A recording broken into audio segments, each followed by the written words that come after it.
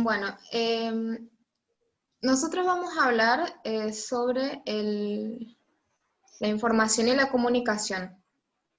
Bueno, la información y la comunicación, en cuanto a la información, esta se encuentra constituida por un grupo de datos ya supervisados y ordenados que sirven para construir un mensaje basado en un cierto fenómeno o ente.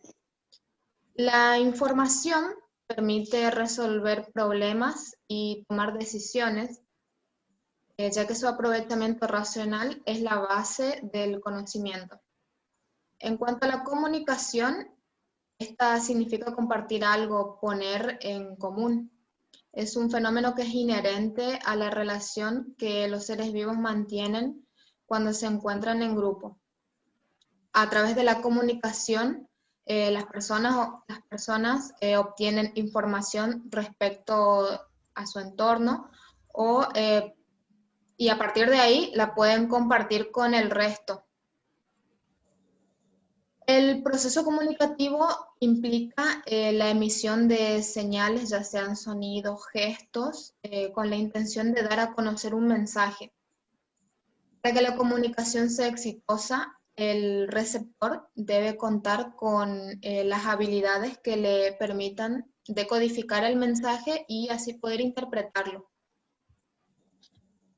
Bueno, ¿cómo se relacionan estos conceptos? Estos conceptos se relacionan ya que las personas compartimos información, ya sea ordenada a otras personas u otros grupos de personas. La información complementa la comunicación, ya que se comunica información en los mensajes. Bueno, en cuanto a los axiomas de la comunicación, primero hay que decir que es un axioma. Un axioma es una verdad evidente, algo que requiere de demostración, sobre la cual se construye y se sustenta un cuerpo de conocimientos. Existen 5 axiomas de la comunicación. El primero de ellos es la imposibilidad de no comunicar. Este deriva de la naturaleza misma del hombre. Cualquier tipo de conducta es comunicación. Es imposible no comportarse y también es imposible no comunicar. Aun cuando no se dice nada, se está transmitiendo que no se quiere comunicar. Moverse o permanecer quieto, hablar o guardar silencio, sonreír o mostrarse indiferente, todos esos constituyen comportamientos. Si se acepta que si se aceptan estos comportamientos en una situación de interacción, tiene un valor comunicativo. Entonces, no se puede dejar de comunicar, aun cuando se intente. En una situación interpersonal, todo comportamiento influye sobre los demás, les comunica algún tipo de mensaje y estos no pueden dejar de responder a tales mensajes comportándose o comunicándose a la vez. Por ejemplo, en el caso de un viaje en metro, la mayoría de las personas muestran o una mirada, ya sea perdida, fija, o hacia algún punto, o inquieta, que recorre un sinnúmero de puntos sin detenerse. Además no hablan, permanecen con una postura rígida hasta que deben de bajarse. Aparentemente no se están comportando o no están comunicando algo, pero sin embargo el comportamiento de ellos tiene un valor comunicativo. El segundo nivel hace referencia a los niveles de contenido, y relaciones de la comunicación. Ese es el segundo axioma. Este consiste que al comunicarse no se transmite únicamente una información, es decir, un contenido, sino también se expresa una conducta. Entre estas dos operaciones se conocen como aspecto conativo y referenciales. El aspecto referencial de un mensaje hace referencia a transmitir información, es decir, es sinónimo de contenido del mensaje, transmite datos de la comunicación. En cuanto al aspecto conectivo, este se refiere a qué tipo de mensaje debe entenderse que es. El tercer axioma es la puntuación de secuencias de hechos. Este se refiere al intercambio de mensajes entre comunicantes. Es decir, que quienes participan en la interacción necesariamente puntúan la secuencia de los hechos de manera arbitraria. Por ejemplo, María explica su problema de alcoholismo con una defensa contra las constantes ausencias de su marido que experimenta como abandono. Y Pablo, por su parte, es decir, su marido, aduce que se aleja de ella debido al alcoholismo de María. Esta secuencia circular de comportamientos que se retroalimentan es organizada de manera arbitraria y unilateralmente por cada participante, de manera que los hechos aparecen como causas o efectos, según quien los perciba. El cuarto axioma hace referencia a la comunicación digital y análoga. La comunicación digital se refiere a todo lo que se puede decir con palabras, es decir, al lenguaje. Aquí los objetos o eventos son expresados mediante un conjunto de signos arbitrarios que no guardan necesariamente una semejanza estructural con el objeto. Por ejemplo, no existe nada particularmente similar a una mesa en la palabra mesa. La comunicación análoga se refiere a todo aquello que se puede expresar sin palabras, es decir, a todo lo que sea comunicación no verbal, como por ejemplo los gestos, las expresiones faciales. Bueno, el quinto axioma se refiere a la interacción simétrica y complementaria. La interacción simétrica habla de una igualdad en el comportamiento. La interacción complementaria habla que los comportamientos se complementan con superioridad o inferioridad.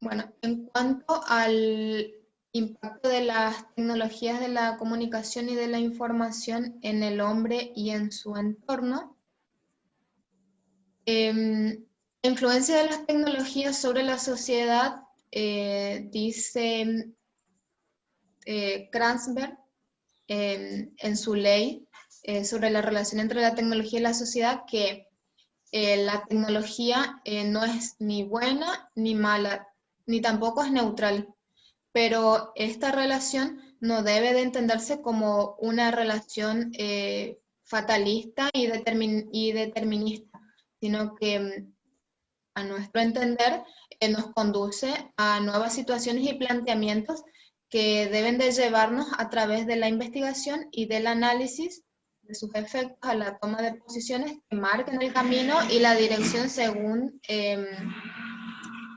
a seguir, digamos, atendiendo a la sociedad que deseamos construir. La tecnología cambia continuamente la sociedad, aporta conocimientos al proceso de desarrollo en cuanto a lo cultural, a lo social, modifica una parte del conjunto de los valores culturales y sociales que el ser humano manifiesta en forma de conductas y que emergen en los grupos. Los cambios sociales son impulsados por el desarrollo tecnológico y que esta a su vez es también multidireccional en el contexto social en el que se produzcan esos cambios. La ciencia y la tecnología son comportamientos que son esenciales de la sociedad, que forman parte de la cultura en el progreso. En la actualidad la tecnología impacta directamente a la vida de toda la sociedad porque la misma es útil en todas las áreas del desarrollo humano.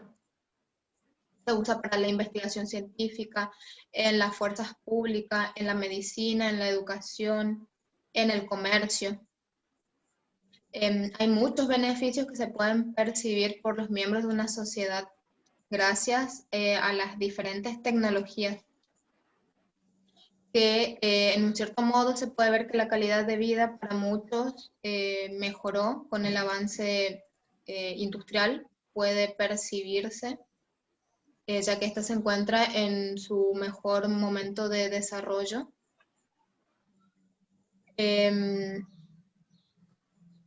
La tecnología también ya es imprescindible en el desarrollo del pensamiento y de muchos campos del conocimiento humano, del trabajo profesional y de la educación. La tecnología electrónica e informática también aplicada a la comunicación facilitó los procesos y ha optimizado la calidad del trabajo. Sea el trabajo que se realice. Bueno, resumiendo, la tecnología ha sido fundamental en todo el proceso de evolución social en el desarrollo tanto cultural, de educación y de la economía.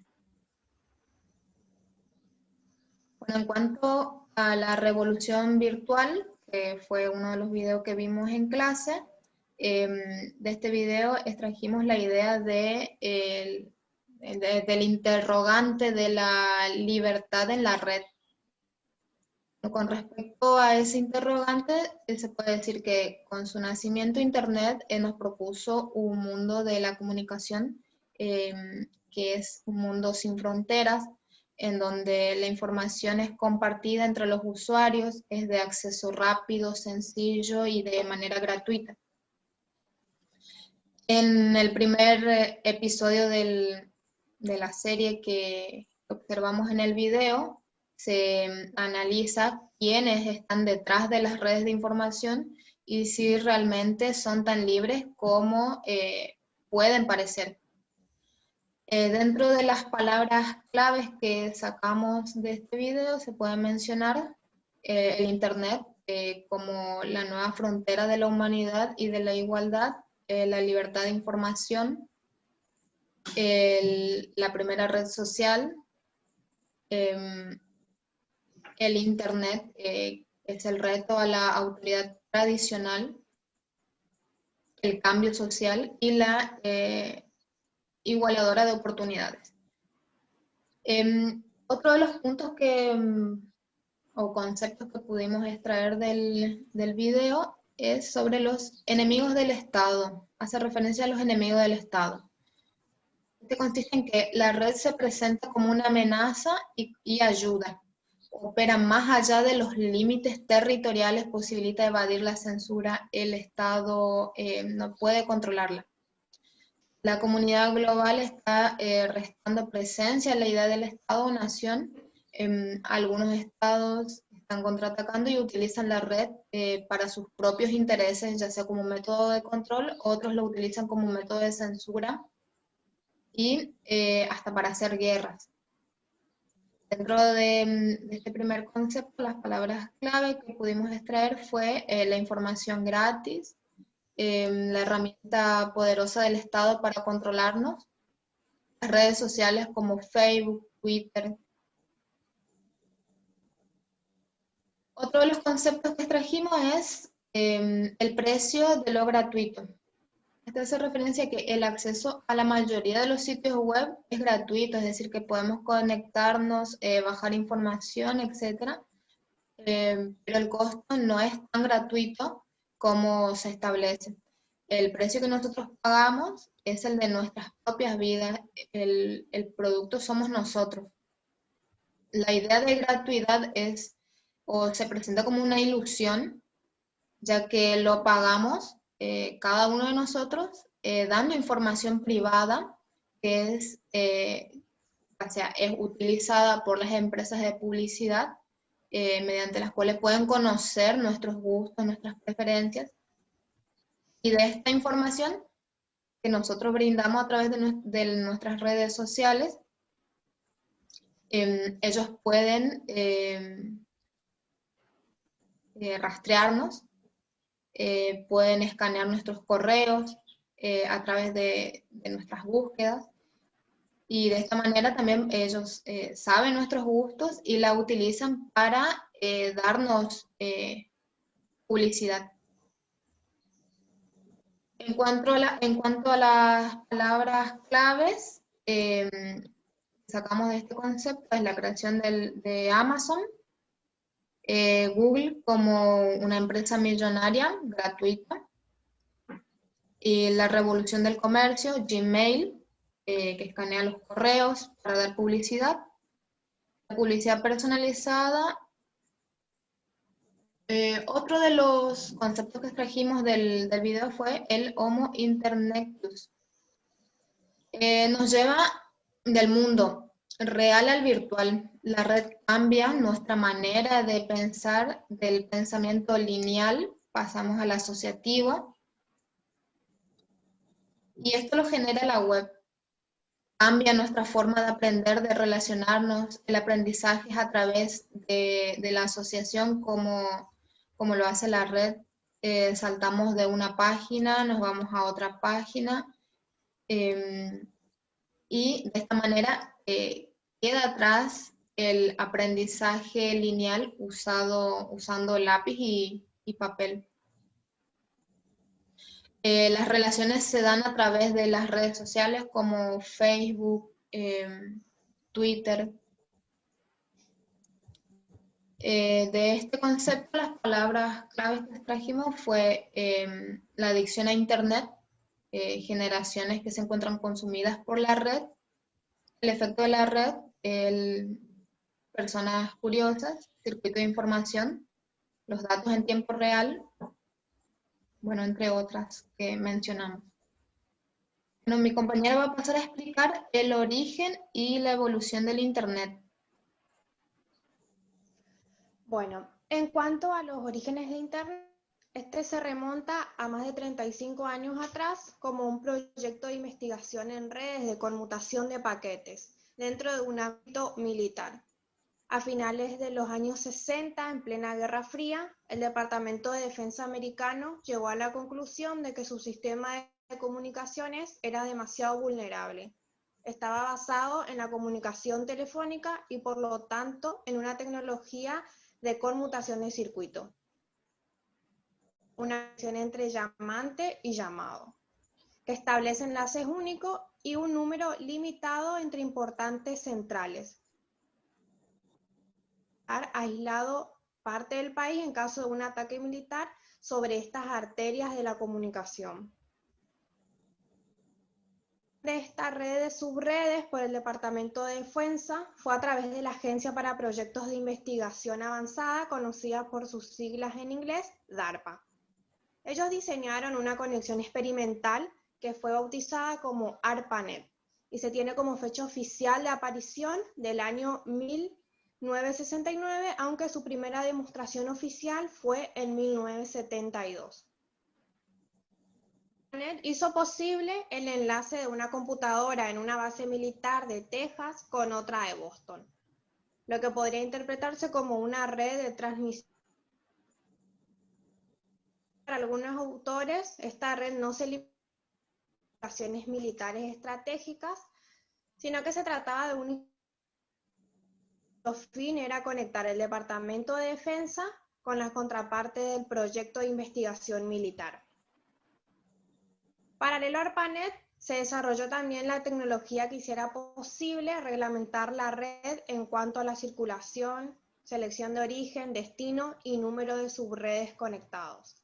Es decir, que además ARPANET funcionaba y debía ordenarse de otra manera en el cual cualquier mensaje podría perderse en la red al no poder dar su destino, o bien nunca saber su remitente. A esta tecnología de ordenamiento se la llamó protocolo, que sentaba la base del flujo de información y permitía además que otras subredes se sumaran sin problemas. Los protocolos ayudaron a hacer posible la comunicación. Durante los últimos años 80, Internet creció hasta incluir el potencial informático tanto en las universidades como en centros de investigación, lo que ha unido también a la posterior empresas privadas, organismos públicos estatales y asociaciones de todo el mundo.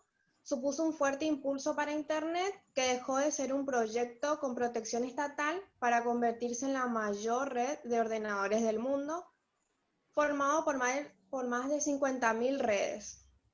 Internet no es simplemente una red de ordenadores, es decir, sino que se trata de una red de miles de redes conectadas entre sí. Todo ello da lugar a la red de redes, en la que un ordenador de una red puede intercambiar información con otro situado en una red remota.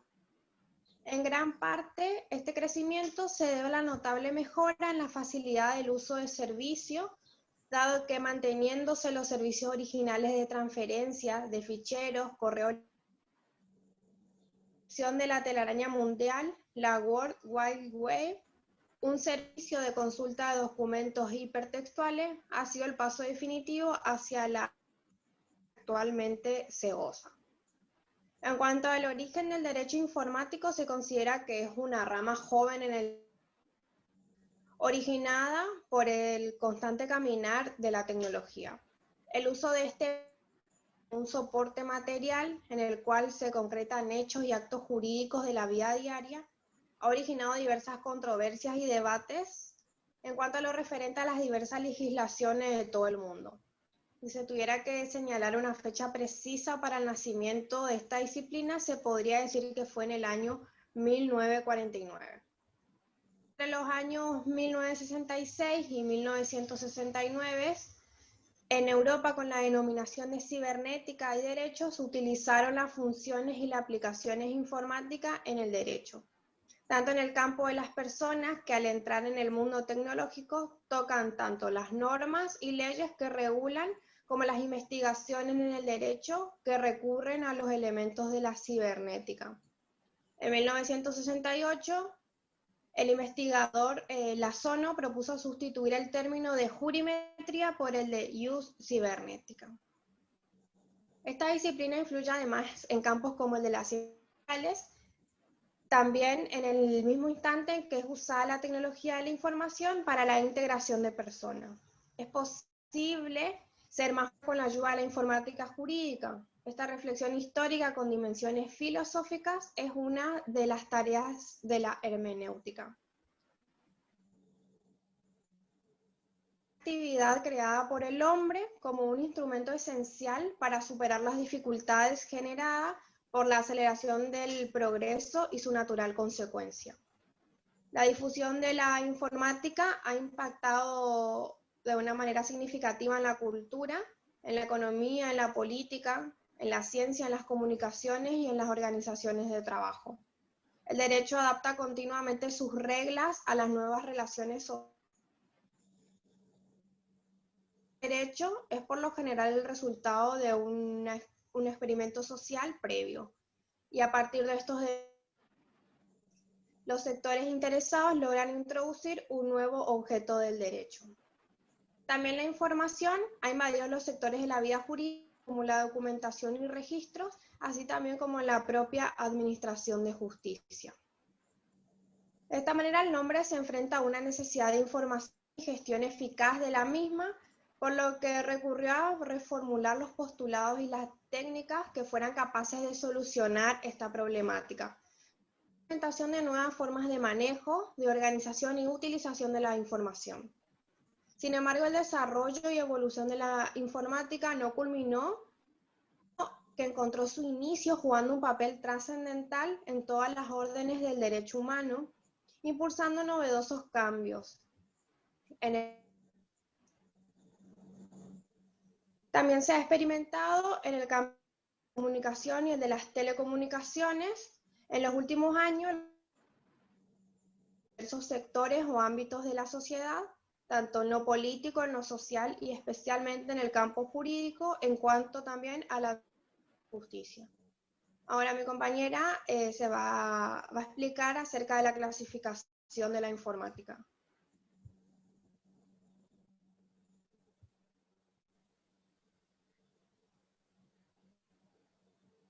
Bueno, el derecho informático se clasifica en dos partes. Informática jurídica, en ella se estudia la tecnología como instrumento que beneficia a la ciencia del derecho. Es el ámbito en el que aquella se constituye en instrumento orientado a la optimización de la labor de los operadores jurídicos.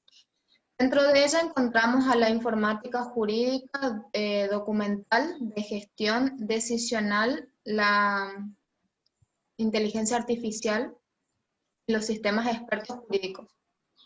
Y por otro lado también se clasifica en el derecho de la informática. Estudia la tecnología como objeto, es decir, que se preocupa por las transformaciones que se han generado en las instituciones jurídicas y las relaciones contractuales entre los individuos.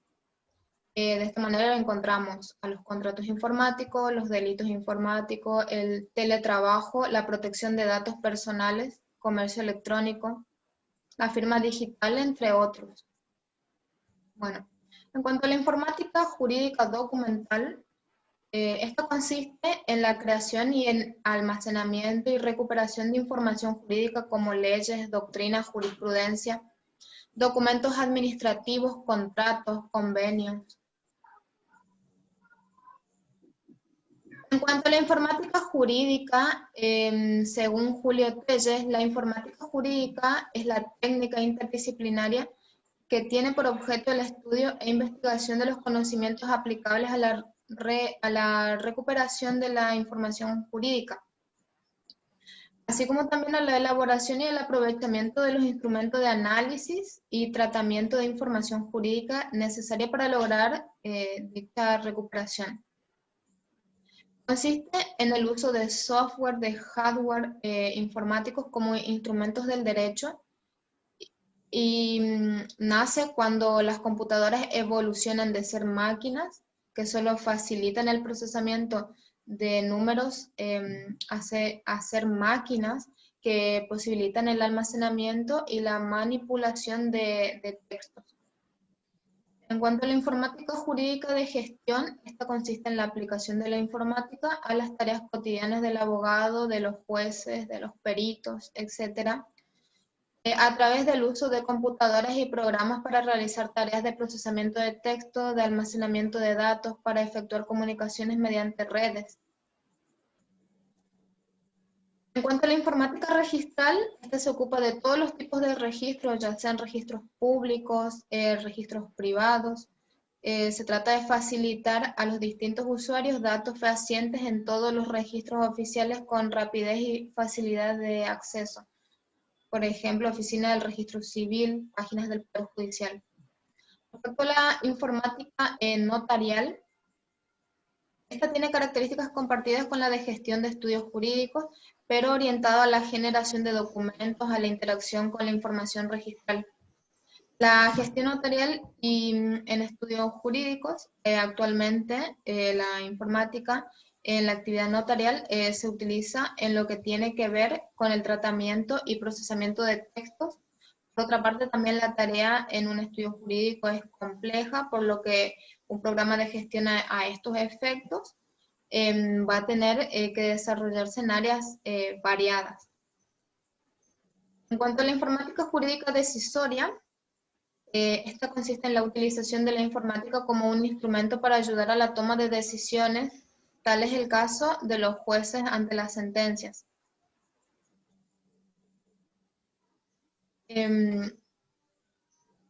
Bueno, en cuanto a los sistemas de expertos, mi compañera va a pasar a explicárselos. Bueno, los sistemas de expertos es la estructuración de conocimientos especializados que, acoplado al mecanismo de referencia, saca conclusiones a partir de la información que se le suministra en forma de pregunta o de respuesta. Se trata en definitiva de sistemas aptos para tomar dos o más información para la base de conocimiento y producir a partir de ellos una conclusión lógica cuyo resultado no previo al experto, sino que es adoptado por el propio sistema, que es la inteligencia artificial. En cuanto a las características de los sistemas de expertos, es conveniente que se dé un desarrollo en campos o áreas muy específicas del derecho. La mayoría se apoyan en la heurística, que por el campo de la normatividad jurídica. La mayoría de los sistemas de expertos jurídicos pueden procesar información o incompleta, y casi todos los sistemas tienen que estar desarrollados en un vocabulario común que trate el conocimiento de los usuarios y de los procedimientos legales. En cuanto al impacto de las TIC en el derecho societario, desde el año 1995 se han introducido reformas en diversas legislaciones societarias en todo el mundo, tendiendo a incorporar las TICs como herramienta que facilitan el funcionamiento de estas personas jurídicas. La reforma incorpora en el artículo 623 de la Ley de Sociedades la posibilidad de llevar los registros contables a través de medios telemáticos, la publicidad de estos registros en páginas virtuales. También se establece la obligación de constituir un domicilio electrónico para las sociedades y administradores, para los síndicos y para los miembros del Consejo de Vigilancia, como así también se trata sobre la firma electrónica y la firma digital. Estas cuestiones mencionadas son las que consideramos más relevantes de la reforma de la Ley de Sociedades y creemos que eran muy necesarias. Pero así también, por otra parte, la ley no ha sido muy clara en lo que corresponde a los documentos digitales, ya que no se están regulaciones claras. En cuanto al impacto de las TIC en el derecho tributario, la política fiscal constituye una herramienta clave a la cual los administradores suelen acudir en aras de generar la recaudación necesaria para financiar los gastos públicos. La utilización de este instrumento no solo conduce a alcanzar este objetivo recaudatorio, sino que puede generar efectos indirectos, tanto positivos como negativos, sobre otros objetivos que también forman parte del gobierno. Además de ello, también existen objetivos de carácter social que vienen a integrarse al objetivo económico, como por ejemplo la incorporación de las TIC en las escuelas, la necesidad de garantizar la igualdad de oportunidades de acceso y de uso de las tecnologías, y el aumento de la participación ciudadana a través de la utilización de estos dispositivos, así como también puede advertirse la existencia de una gran variedad de programas y proyectos inspirados por esta meta para conectar igualdad. En cuanto al impacto de las TIC en el derecho bancario, en la actualidad nos encontramos frente a el banco y sus clientes que tiempo atrás no lo habíamos podido imaginar. Estos sistemas informáticos fueron humanos en determinadas actividades, por lo cual hay un menor contacto personal, mayor rapidez y comodidad para el cliente. La tecnología ha cambiado la operatoria bancaria, ya que estas siguen siendo las mismas. En la actualidad el cliente cuenta con la posibilidad de realizar en cuenta desde la casa. Puede también contratar algún servicio por vía telefónica o a través de su teléfono. Así se dejan claros los beneficios, los aspectos positivos que puede traer aparejado, por lo que no cabe duda también que existen consecuencias negativas como ser la obtención de ajenos a través de Internet. Ahora mi compañera va a pasar a explicarles el caso.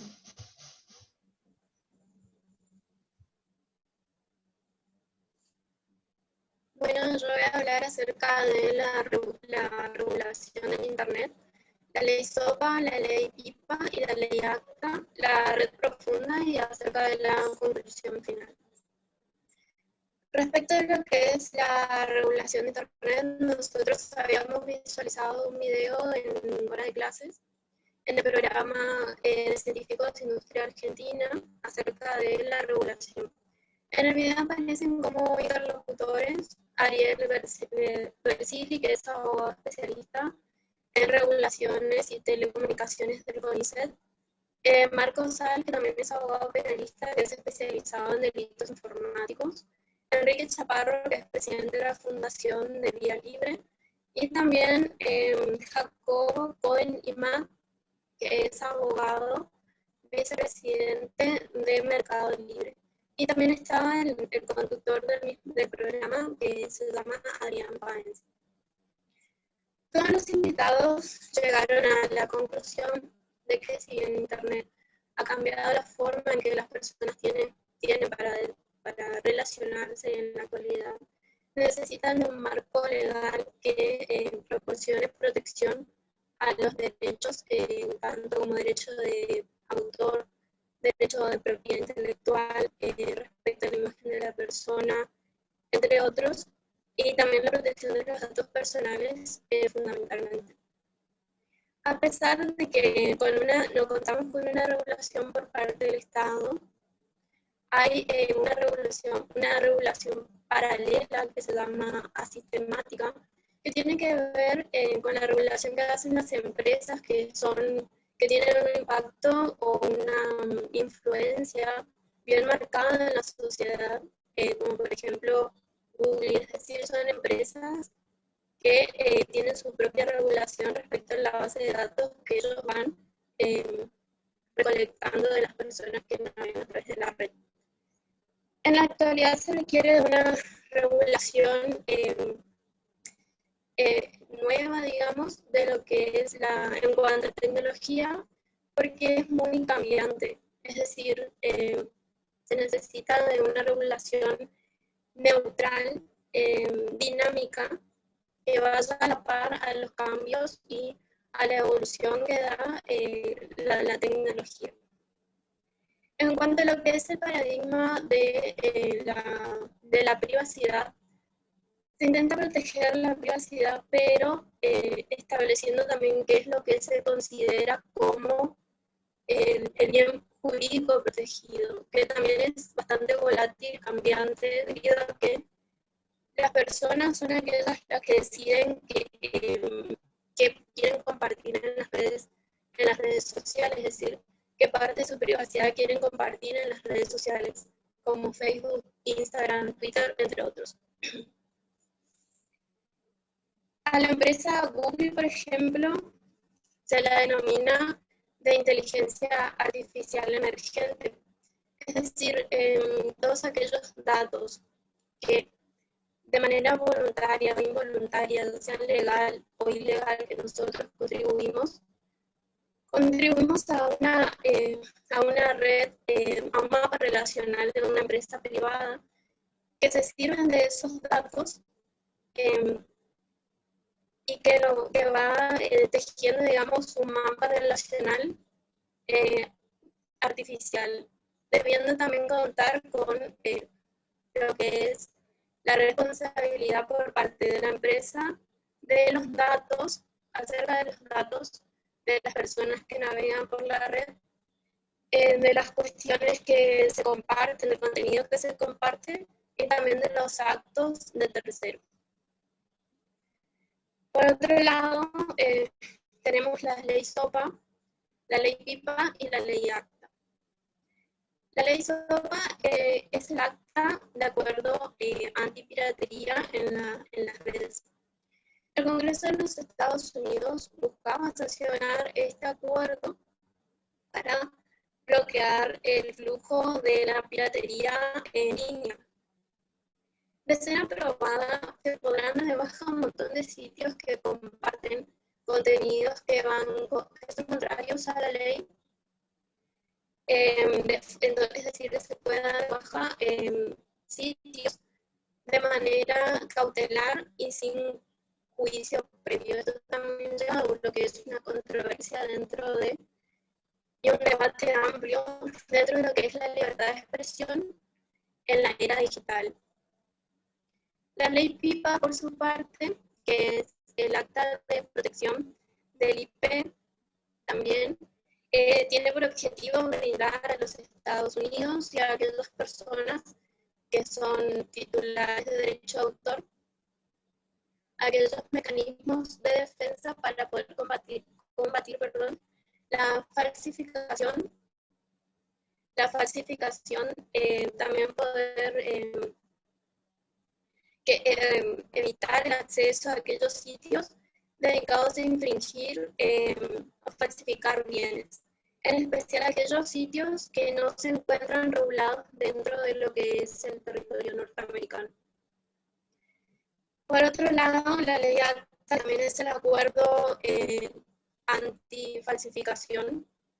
Es un acuerdo multilateral voluntario que tiene por objetivo proteger el respeto y la privacidad intelectual con el propósito de evitar la falsificación de bienes, de medicamentos genéricos y también la piratería en Internet.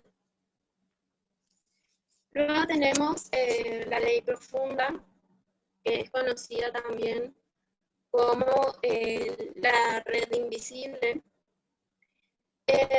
Engloba todo el tipo de información que se encuentra en la red, que se encuentra en la web, pero que no puede ser encontrada por los usuarios, por los buscadores normales, por los buscadores comunes que conocemos, ya sea Google o otro servidor de Internet.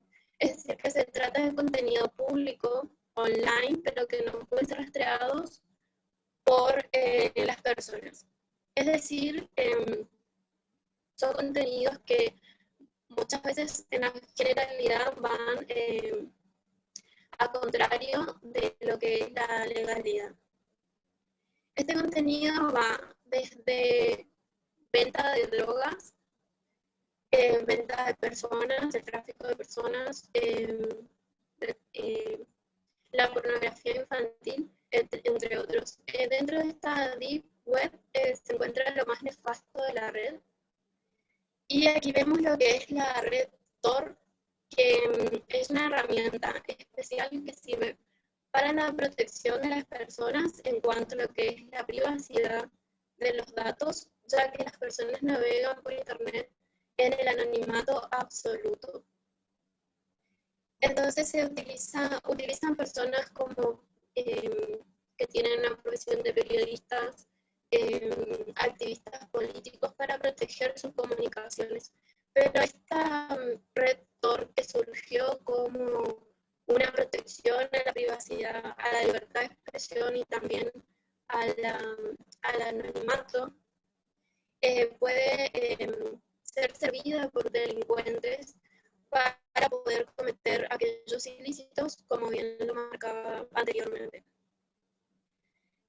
La red Tor fue un proyecto que fue creado en los Estados Unidos por la Marina norteamericana y que actualmente subsiste como el proyecto Tor, que ha brindado, como bien dije, amplitud a las personas para que puedan navegar por la red valiéndose de la libertad de expresión, el anonimato y la privacidad de su persona.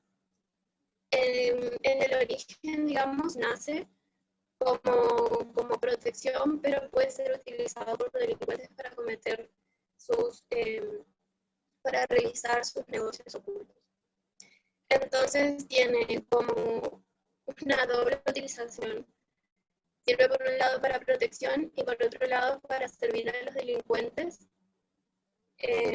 para realizar los actos ilícitos. Y como conclusión final del grupo, decimos que la era digital ha cambiado nuestra forma de relacionarnos, nos ha brindado herramientas, información y comunicación al acceso de un clic, que ha evolucionado a pasos agigantados, que también ha generado varios debates, discusiones y controversias entre aquellas personas que se han atrevido a incursionar dentro de lo que es el mundo digital, y que en sus comienzos fue presentado como una herramienta totalmente libre, gratuita, al acceso de todos, con fines informativos, con fines comunicacionales, pero que con el devenir de los tiempos se ha convertido en un instrumento de negocios para muchas personas. Sin duda vivimos en un mundo conectado de la conexión en masa, que nos da la libertad de hacer muchas actividades mediante la red. Pero esta herramienta útil nosotros también la consideramos como un arma peligrosa y de doble filo por estas cuestiones que veníamos hablando de los delitos informáticos que se pueden cometer. También llegamos a la conclusión de que la Internet de 10 años atrás no es la misma que de la Internet que vemos hoy, que conocemos hoy, y que tampoco será la misma en algunos años más, pero sin duda seguirá siendo una herramienta muy útil.